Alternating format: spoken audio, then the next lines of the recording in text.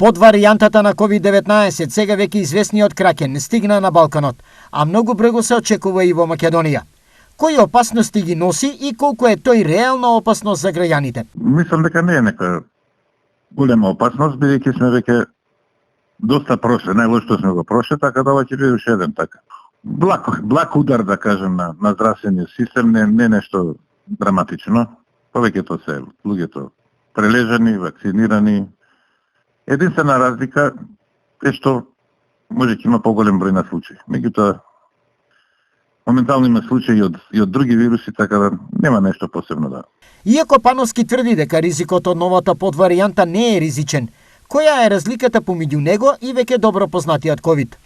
Покрај тоа што се полесно се шири, секој нов подтип има и бидејќи прошло и време, е поотворен на антитела, без разлика дали се од природен или од вештачки пат состави, или кај нас најчесто комбинација. Меѓутоа сепак добро е што нема потешка клиничка слика не дава. Значи кај тие што прележале обично проаѓа полесно. Според Пановски, надлежните во овој случај треба да го превземат следново. Ќе биде препорака што и сега, секој што е болен да остане дома. Секој што е настинат да остане дома, ако излезе надвор да носи маска. Особено сега кога имаме прележани, вакцинирани и така натаму, некои по 3 пати прележани, не треба да се кријат. И што побрзо се шири вирусот, побрзо ќе пројде тоа.